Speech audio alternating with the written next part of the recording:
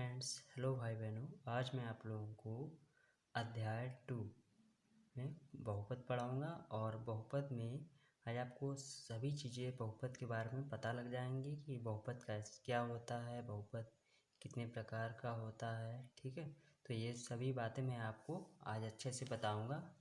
तो चलिए शुरू करते हैं हमारी वीडियो। लेकिन अभी तक हमारे जिन भाई बहनों ने चैनल को सब्सक्राइब नहीं किया है वो प्लीज़ चैनल को सब्सक्राइब कर दें, साथ ही लाइक का बटन भी ज़रूर दबा दें और बेल के आइकन पर भी क्लिक कर दीजिए और वीडियो को एंड तक ज़रूर देखिएगा जिससे आपको अच्छे से समझ में आए।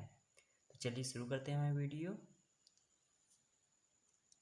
यहाँ पर सबसे पहले कहा गया बहुपद।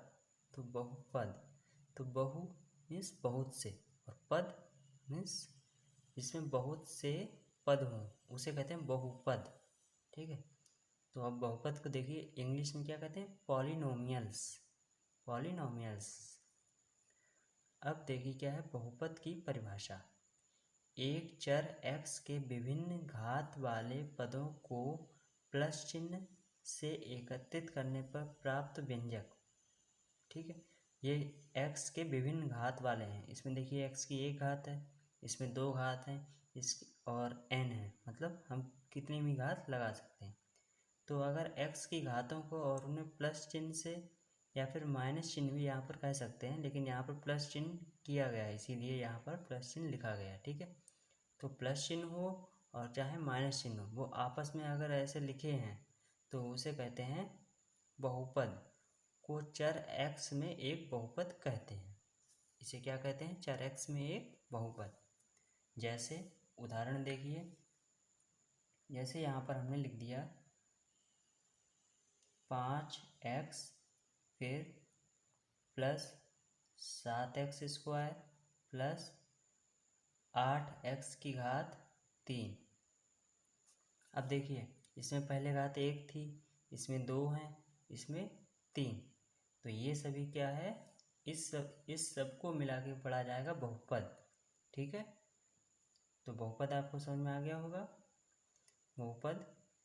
अब चलते हैं, हम बात करते हैं बहुपद की घात। देखिए बहुपद की घात क्या होती है। किसी बहुपद में सबसे बड़े घात वाले पद के घातांक को उस बहुपद की घात कहते हैं। ठीक है, इतना समझ में आ गया। किसी बहुपद में सबसे बड़े घात वाले पद के घातांक को उस बहुपद की घात कहते हैं। जैसे उदाहरण यहाँ पर एक ले लेते हैं। मान लीजिए हमने ये लिखा है 7x की घात 5, फिर 2x की घात 4, फिर 3x की घात 2, फिर 3x, फिर यहाँ पर 1 लिख लिया 1। अब हम पूछें कि बहुपद की घात क्या होगी, तो बहुपद की घात, ये तो पहले तो ये सभी क्या है, एक बहुपद है। ये सब मिला के क्या पढ़ा जाएगा, एक बहुपद। और ये इसमें जो प्लस चिन्ह से या माइनस चिन्ह से जो जुड़े होते हैं, जैसे 7x की घात 5 और प्लस लगा है। ठीक है, तो चिन्हों से जुड़े होते हैं, इन्हें पद बोले जाते हैं। ये क्या बोले जाते हैं, पद। एक ये पद है, एक ये, एक ये, एक ये और एक ये। तो इसमें 5 पद हैं, 1 2 3 4 5। ठीक है, इतना समझ में आ गया। तो बहुपद की अब घात पूछा गया क्या है, तो किसी बहुपद में सबसे बड़े घात। तो सबसे बड़ी घात देखिए x की किस में है, इसमें है नहीं, इसमें है नहीं, इसमें है नहीं, इसमें है। तो x की जो सब मतलब जो भी चर होगा a से लेके z तक, अगर कोई भी चर है a से लेके z तक, सभी क्या होते हैं, चर। और अंक बोले जाते हैं अचर। ये क्या बोले जाते हैं, अचर। तो चर की सबसे बड़ी घात जिसमें होगी, जो होगी वही होगी बहुपद की घात। तो यहाँ पर लिखेंगे बहुपद की घात, इसमें पूछा गया है तो बताएंगे 5। तो क्या हो गई 5, क्योंकि इसमें सबसे बड़ी घात कौन सी है, 5x की। अब देखिए बहुपद का मानक रूप। बहुपद का मानक रूप क्या होता है। ठीक है, तो बहुपद का मानक रूप, अब देखिए बहुपद का मानक रूप, तो प्रायः हम बहुपद को या तो x के घातों के आरोही क्रम में या x के घातों के अवरोही क्रम में लिखते हैं। तो आरोही क्रम देखिए क्या होता है, आरोही क्रम में संख्याओं को बढ़ते हुए क्रम में लिखा जाता है। जैसे पहले 1 आया, फिर 2 आया, फिर 3, फिर 4, तो ऐसे घातें जो होंगी चर की वो बढ़ रही होंगी। ठीक है, और अवरोही क्रम क्या होता है, इसमें अंक घटते रहते हैं। जैसे पहले x की घात 5 थी, फिर 4 हो गई, फिर 3 हो गई, फिर 2, फिर 1, तो इसे कहते हैं अवरोही क्रम। तो इस प्रकार प्रायः हम बहुपद को x के घातों के आरोही क्रम में या तो घातों के अवरोही क्रम में लिखते हैं। तो बहुपद को इस प्रकार से लिखने की रीति को बहुपद का मानक रूप में लिखना कहते हैं। ठीक है, एक उदाहरण के सहारे से आपको बताते हैं क्या होता है मानक रूप। तो देखिए पहले यहाँ पर एक हमने सवाल लिया, मान लीजिए ये लिखा है,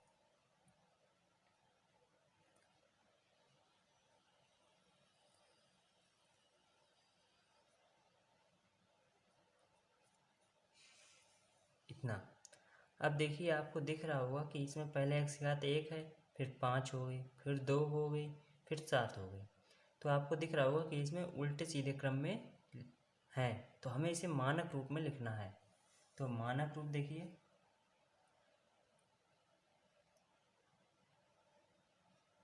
मानक रूप इसका क्या होगा, पहले हम इसे लिखेंगे आरोही क्रम में। किस क्रम में, आरोही क्रम में।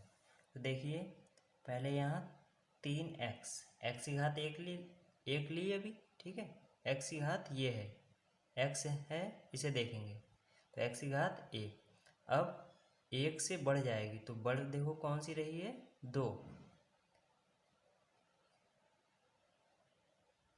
फिर 2 से बढ़ेगी तब 5, फिर 5 से जब बढ़ेगी तब 7। तो ये अभी इसको आरोही क्रम में लिखा है। ठीक है, ये कौन सा क्रम है, आरोही क्रम। अब हम लिखेंगे इसे अवरोही क्रम में। तो हम या तो आरोही क्रम में लिख सकते हैं या अवरोही क्रम में, और दोनों ही तरह से हम लिख सकते हैं, और इस रूप को ही मानक रूप कहते हैं। ठीक है, तो अब देखिए आरोही क्रम लिख लिया अगर, अब इसको अवरोही क्रम में लिख दीजिए। बस घात बड़ी वाली आगे रहेगी। पहले देखिए बड़ी आ गई घात x की, फिर छोटी वाली, फिर ये 6x की घात 2, फिर 3x। देखिए पहले बड़ी घात थी, फिर उससे छोटी हो गई, फिर उससे छोटी, फिर सबसे छोटी। तो इस क्रम को बोलते हैं अवरोही क्रम। तो यहाँ पर लिख दीजिए अवरोही क्रम, और ये दोनों ही रूप मानक रूप के हैं। इसे बहुपद का मानक रूप में लिखना कहते हैं। अब चलते हैं आगे की ओर, देखते हैं आगे क्या होता है। अब आगे बात करते हैं एक पदी बहुपद। अब बहुपद भी हमारे बहुत से प्रकार के होते हैं। ठीक है, तो पहले हम बात करते हैं एक पदी बहुपद। इसे इंग्लिश में कहते हैं मोनोमियल। क्या कहते हैं, मोनोमियल, एक पदी बहुपद। तो ऐसे बहुपद को जिसमें केवल एक पद हो उसे एक पदी बहुपद कहते हैं, या वह एक पदी बहुपद कहलाता है। तो ऐसे बहुपद को जिसमें केवल एक पद हो, जैसे उदाहरण के लिए लिख लेते हैं, जैसे हमने 3x की घात 5 ली। ठीक है, फिर इसका दूसरा उदाहरण देखिए, दूसरा है इसका उदाहरण, जैसे हमने 2x ले ली, ये अलग है, ये अलग है, और ये अलग है। ठीक है, तो एक हमने उदाहरण इसका ये लिया, इसमें देखिए एक ही पद है। ठीक है, और कोई भी इसमें, अब देखिए एक पदी बहुपद। तो ऐसे बहुपद को जिसमें केवल एक पद हो, उदाहरण मैंने बता दिया है आपको, 3x⁵ और एक इसका ये उदाहरण है, दूसरा ये हमने 2x ले लिया। ठीक, तो ऐसे ही इसके बहुत से उदाहरण हो सकते हैं जिसमें केवल एक पद हो। तो एक पद आप समझ रहे होंगे, मैंने आपको बताया था कि बहुत से पदों से मिलकर एक बहुपद बनता है, तो इसमें एक पद ये है। ठीक, तो इसे बोलते हैं एक पदी बहुपद आदि, जैसे बहुत से हो सकते हैं इसके उदाहरण। ठीक है, तो अब हम चलते हैं द्विपदी बहुपद की ओर। द्विपदी बहुपद तो इसे कहते हैं बाइनोमियल, इंग्लिश में क्या कहते हैं, बाइनोमियल।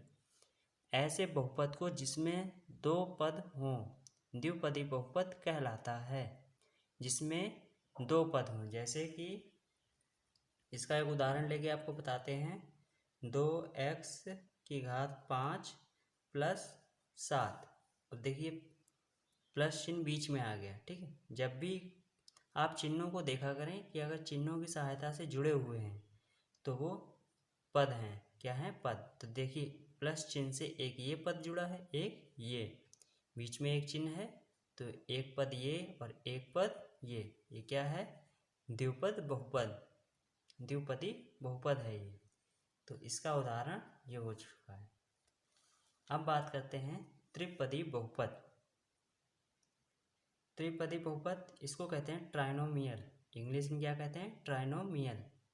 तो ऐसे बहुपद को जिसमें तीन पद हों त्रिपदी बहुपद कहलाता है। तो समझ में आ रहा होगा, इसमें एक पद तो एक पदी, द्विपद तो दो पद। ठीक है, और तीन पद होंगे तो त्रिपदी बोला जाएगा। जैसे 2x⁵ प्लस 4x और -8। अब आप ये सोच रहे हो कि इसमें माइनस आ गया। देखिए प्लस चिन्ह माइनस चिन्ह दोनों हो सकते हैं, या दोनों प्लस के हो सकते हैं या माइनस के भी हो सकते हैं। ठीक है, चिन्हों को आपको नहीं ध्यान में रखना है, क्योंकि चिन्ह जो होते हैं उनसे ये जुड़ के बने होते हैं बहुपद। जैसे एक पद ये हो गया, एक पद ये, एक पद ये, तो ये कैसा है, त्रिपदी बहुपद। चिन्ह प्लस भी हो सकते हैं, माइनस भी हो सकते हैं। ठीक है, तो ये हो गया त्रिपदी बहुपद। अब हम चलते हैं आगे की ओर, देखते हैं आगे। रैखिक बहुपद, यदि बहुपद में प्रयुक्त चर की अधिकतम घात एक हो तो उसे रैखिक बहुपद कहते हैं।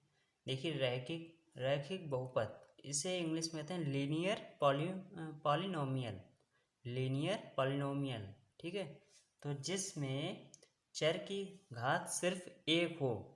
ठीक है, अधिकतम घात जिसमें चर की एक हो। जैसे कि यहाँ पर 2x+5 हमने ये लिखा। देखिए इसमें आपको दिख रहा हो कि वैसे तो ये द्विपदी बहुपद है, एक पद ये है, एक पद ये, लेकिन इसमें चर जो है सिर्फ x दिया गया और उसकी अधिकतम घात एक है। मतलब जब कहीं भी घात ना हो तो वो एक होती है। ठीक है, इसमें देखिए कोई घात दिख रही है आपको, नहीं, तो इसमें एक घात है। तो जब चर की अधिकतम घात एक हो, बहुपद में चर की अधिकतम घात एक हो, तो उसे रैखिक बहुपद कहते हैं। एक और उदाहरण देख लीजिए, जैसे 5x। अगला उदाहरण लिया हमने 5x। इसमें देखिए x की घात कितनी है, एक, तो समझ में आ गया होगा आपको रैखिक बहुपद। जिसमें चर की घात सिर्फ एक हो उसे बोलते हैं रैखिक बहुपद। अब बात करते हैं शून्य बहुपद। तो शून्य बहुपद क्या होता है, ऐसे बहुपद को जिसके सभी गुणांक शून्य हों तो उसे कहते हैं शून्य बहुपद।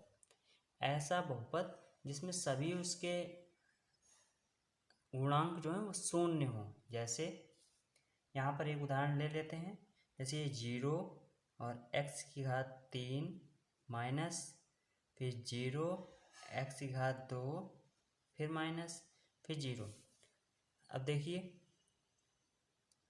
चर यहाँ पर नहीं देखे जाएंगे, यहाँ पर देखिए ये जो इसके पास अंक लिखे हैं, ठीक है, अंक जो होते हैं वो इसके गुणांक होते हैं। अगर चर के पास में ये अंक लिखा है, देखिए कोई भी बीच में चिन्ह है नहीं है, तो ये गुणे में होते हैं, तो गुणे में है तो इसे गुणांक बोलते हैं।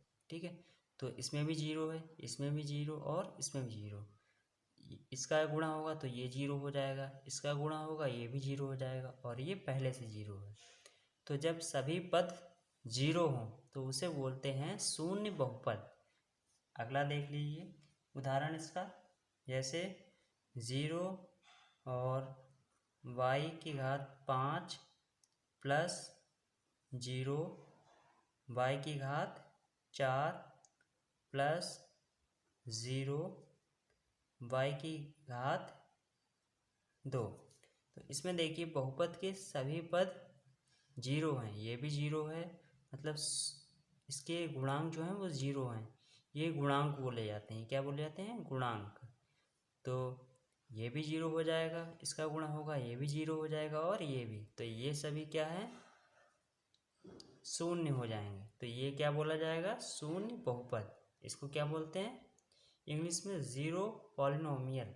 ठीक है, अब बात करते हैं बहुपद का गुणांक। तो वास्तविक संख्याओं ए की घात, मतलब ए जीरो लिखा है, मतलब यहाँ पर कोई घात हो, ठीक है, या ना हो।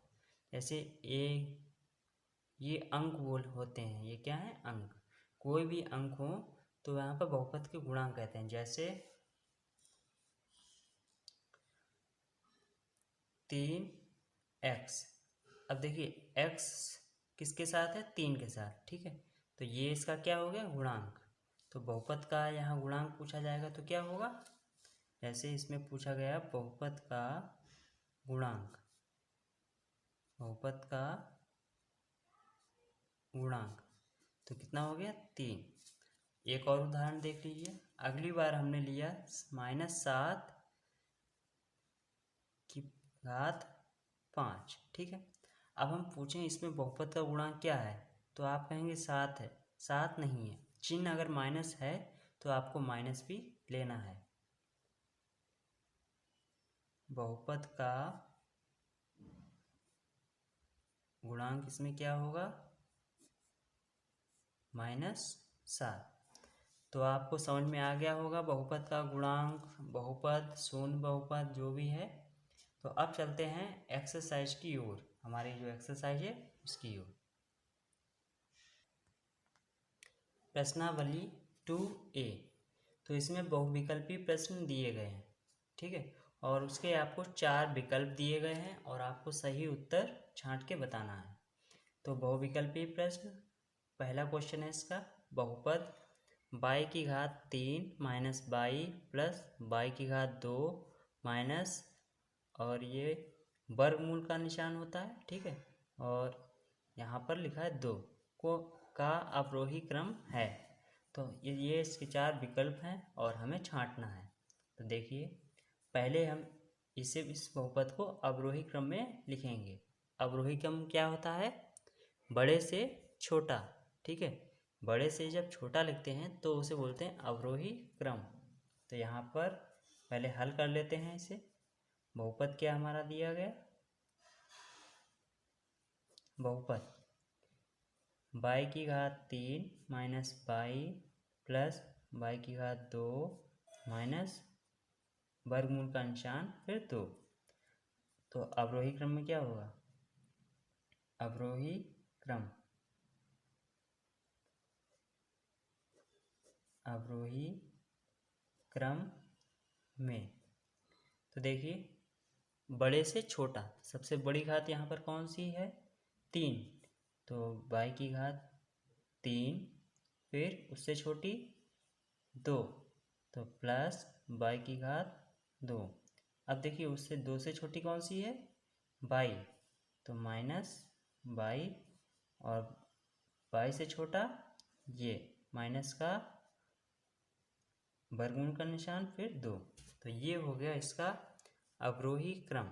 तो ऐसे देखिए कौन सा मिला है आंसर? ये वाला, ये तीसरा। तो हमारा इसका आंसर कौन सा हो गया? तीसरा पार्ट। ठीक है, तो उम्मीद करता हूँ आपको ये सवाल समझ में आया होगा अच्छे से। अब हम चलते हैं क्वेश्चन नंबर 2 की तरफ। तो ये देखिए क्वेश्चन नंबर 2। इसमें यहाँ पर बहुपद को आरोही क्रम में लिखना है, छोटे से बड़ा। जब हम छोटे से बड़ा की ओर चलते हैं तो उसे बोलते हैं आरोही क्रम। तो इसको भी हल कर लेते हैं।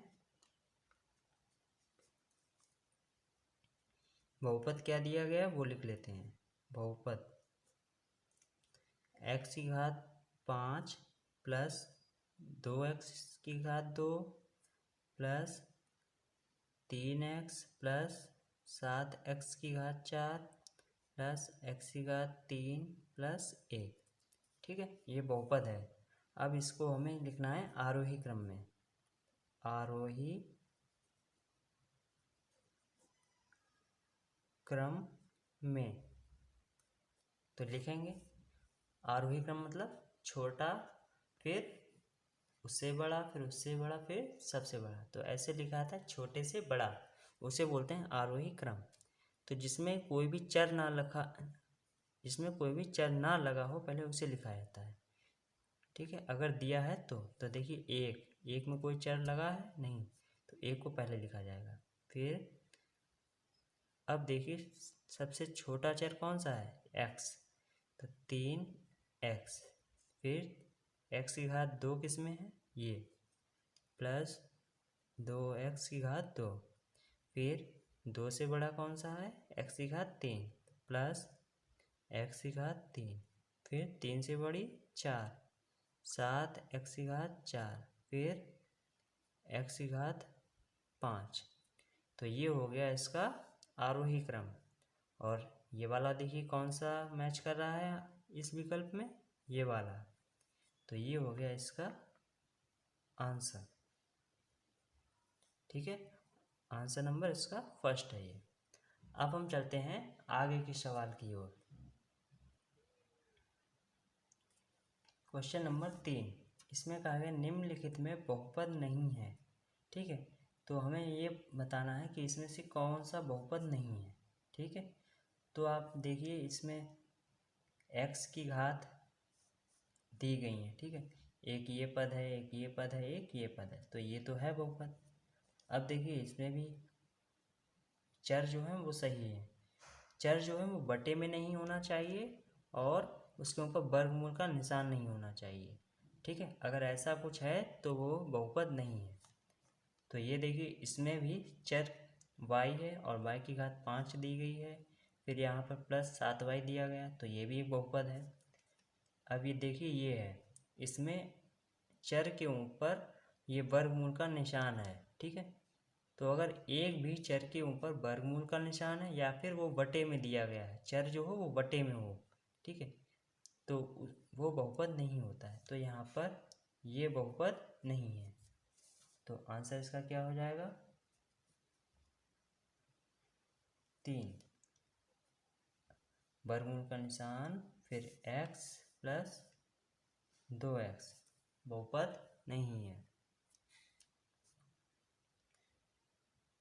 अब देखिए अति लघु उत्तरी प्रश्न, क्वेश्चन नंबर 4, निम्नलिखित फलनों में कौन कौन से बहुपद हैं।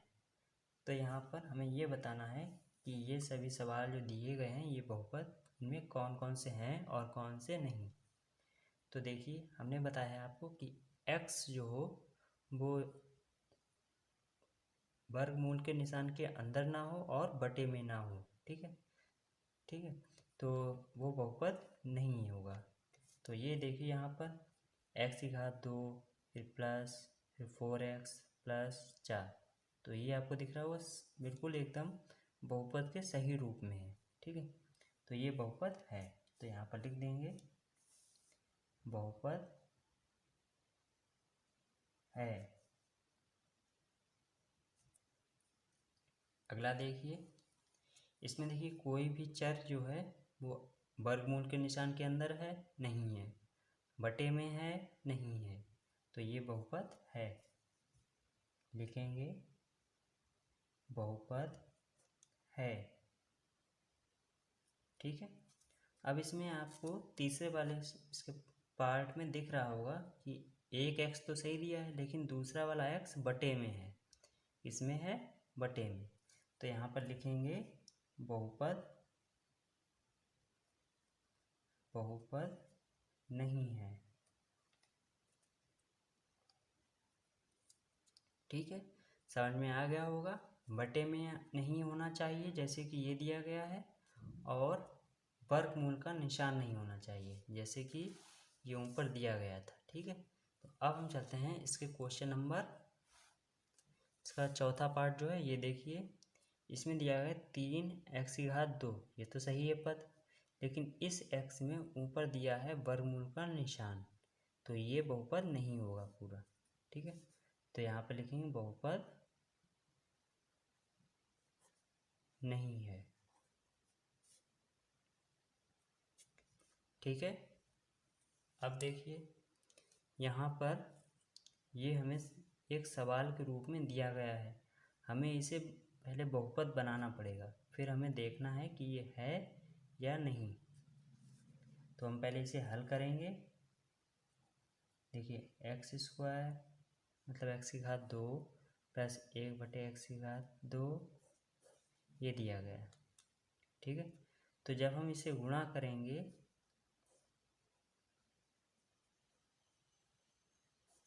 अब इसे गुणा करेंगे, पहले x का इसमें करेंगे तो x⁻4 हो जाएंगे। जब गुणा करते हैं तो घातें जुड़ जाती हैं।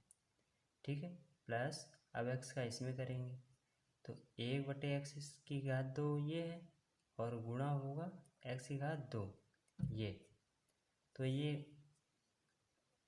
ये ऊपर गुणा होगा इसका और ये नीचे है। ठीक है, तो ये तिरछे में, तो ये कट जाएगा।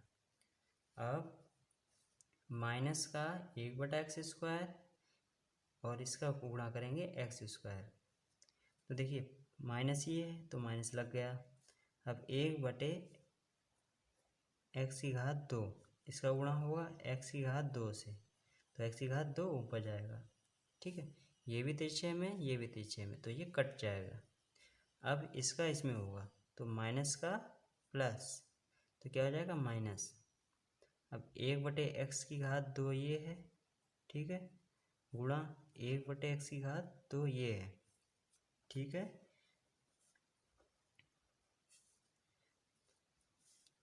ये तो कट गए हमारे, ये क्या बचा 1 प्लस का 1 और ये माइनस का 1, तो ये भी कट जाएंगे, तो क्या आ जाएगा 0। और यहाँ पर बचा है ऊपर ऊपर का गुणा 1 और नीचे नीचे का गुणा, तो x का गुणा x और 2 2 का गुणा, मतलब 2 2 4 हो गए। तो क्या बचा x⁻4 माइनस 1/x⁻4। अब आपको दिख रहा होगा कि इसमें तो x सही दिया गया, लेकिन इसमें बटे में लिख गया है। ठीक है, बटे में आया है, तो यहाँ पर लिखेंगे बहुपद नहीं है, बहुपद नहीं है। ठीक है, समझ में आ गया होगा आपको। अगर बहुपद के रूप में लिखा है तो आपको नहीं हल करना पड़ेगा, अगर नहीं लिखा है बहुपद के रूप में तो आपको हल करके फिर बताना पड़ेगा कि बहुपद है या नहीं है। ठीक है, अब बात करते हैं इसके पार्ट 6 की। देखिए इसमें x⁻4 दी गई है। ठीक है, तो वर्गमूल का निशान भी नहीं है और बटे में भी नहीं है। ठीक, तो ये कैसा है, बहुपद है।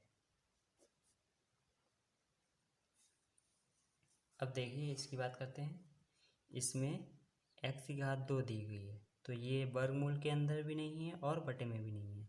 इसमें देखिए 2/3 और फिर x दिखा, x है, तो मतलब x जो है वो गुणे में है, और गुणे वाला कोई भी हो वो ऊपर गुणा होता है उसका। ठीक है, तो 2 यहाँ पर 2x/3 माना जाएगा। ठीक है, नहीं आपको दिखा देते हैं, जैसे 2/3 और ये गुणे में होता है, ये किस में है, गुणे में, तो +6, तो x² माइनस 2x/3 +6, तो इसके गुणे में है। ठीक है, ये बटे में तो है नहीं x, तो यहाँ पर ये बहुपद है। अंक बटे में चल जाएंगे, लेकिन चर जो हैं वो बटे में नहीं होने चाहिए। तो बहुपद यहाँ पर है, बहुपद है। अब हम चलते हैं आगे क्वेश्चन की ओर। अब देखिए इसका पार्ट 8।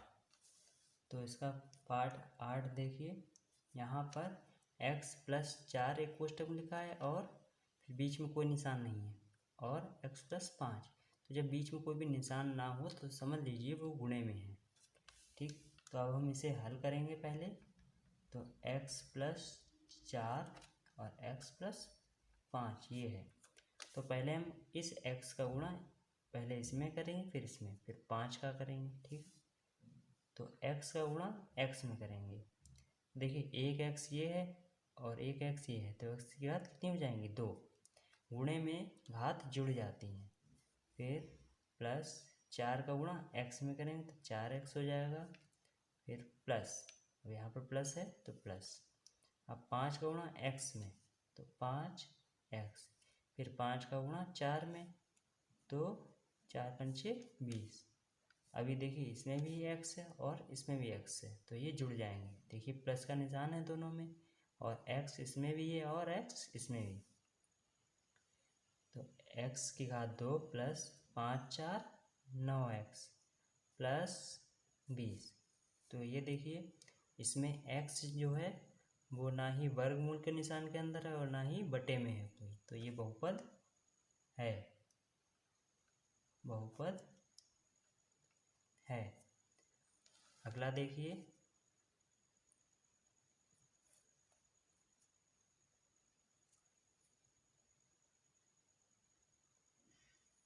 अगला है x प्लस 5 और पूरे की घात 2 दी गई है, तो हम इसे हल करेंगे।